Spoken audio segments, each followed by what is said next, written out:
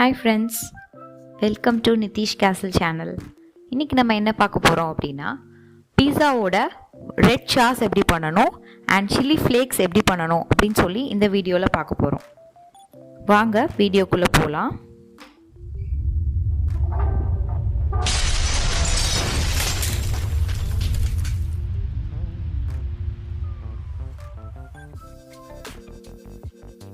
First 5 red சில்லிஸை வந்து mixie ஜாரில் போட்டு நல்லா கிரைண்ட் பண்ணிக்கோங்க.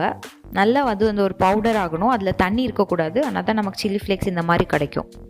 நெக்ஸ்ட்டு பேனை நல்லா ஹீட் பண்ணிக்கோங்க. நம்ம வந்து பீஸா ரெட் சாஸ் பண்ண போகிறோம். ஸோ ஃபஸ்ட்டு பேன் நல்லா ஹீட் பண்ணிக்கோங்க. ஹீட் பண்ணதுக்கப்புறம் ஒரு துண்டு இஞ்சி போட போகிறோம். அதை நல்லா கட் பண்ணி போட்டுக்கோங்க. அப்புறம் 8 பல் பூண்டு போட போகிறோம். ஒரு வெங்காயம், ஒரு சின்ன சைஸ் வெங்காயம் எடுத்துக்கோங்க.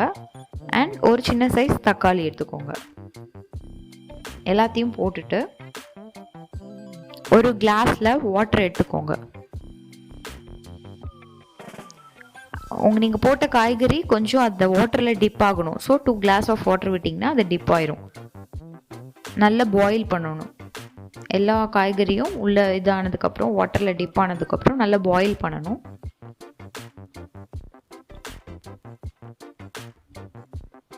ஒரு 5 to 10 minutes ஆகும் பாயில் ஆக. ஸோ வெயிட் பண்ணுங்கள்.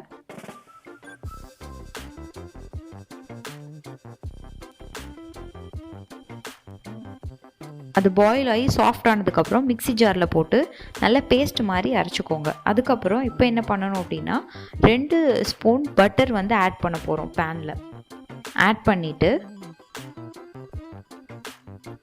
அந்த பட்டர் மெல்ட் ஆகணும். மெல்ட் ஆனதுக்கப்புறம்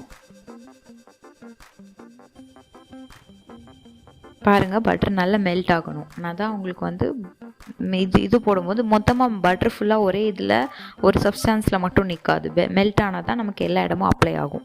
நெக்ஸ்ட்டு உங்களுக்கு தேவையான அளவு ஆயில் விட்டுக்கோங்க. கொஞ்சமாக ஆயில் விட்டுக்கோங்க பட்டர் மெல்ட் ஆனதும். இப்போது நம்ம கிரைண்ட் பண்ணி வச்சுருக்கிற பேஸ்ட்டை ஹீட்டான பேனில் விட போகிறோம். இப்போ விட்டதுக்கப்புறம் நல்லா ஸ்டிர் பண்ணுங்கள். கண்டினியூஸாக ஸ்டிர் பண்ணிகிட்டே இருங்க. அடி பிடிச்சிடக்கூடாது, இல்லை ஸ்மெல் வந்துடும். ஜாரில் கொஞ்சம் ஒட்டிகிட்ருக்கோம். ஸோ தண்ணி விட்டு அதையும் ஆட் பண்ணிக்கோங்க. வேஸ்ட் ஆகாமல் அதையும் இதில் ஆட் பண்ணி கொஞ்சமாக தண்ணி விடுங்க, நிறைய தண்ணி விட்டுறக்கூடாது.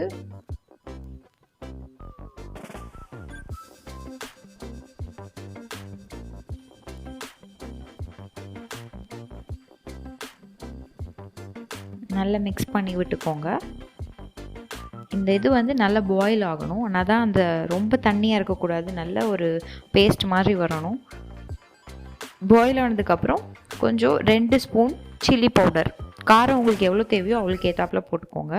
நான் 2 ஸ்பூன் சில்லி பவுடர் போட்டிருக்கேன். நல்லா மிக்ஸ் பண்ணிவிட்டு அந்த ரெட் சில்லி பவுடரோட மசால் வாசனை வந்து ரொம்ப ராவாக இருக்கக்கூடாது, அதெல்லாம் நல்லா பாயில் ஆகணும். நெக்ஸ்ட்டு சுகர் ஆட் பண்ணிக்கோங்க. 2 டேபிள் ஸ்பூன் சுகர் ஆட் பண்ணி நல்லா பாயில் பண்ணுங்கள் 10 மினிட்ஸ். அதுக்கப்புறம் ஒரு பவுலில் ட்ரான்ஸ்ஃபர் பண்ணிக்கோங்க. நமக்கு சாஸ்க்கு ரெட் சாஸ் வந்து ரெடி ஆயிடுச்சு. பீஸாக்குள்ளே ரெட் சாஸ். தேங்க்யூ.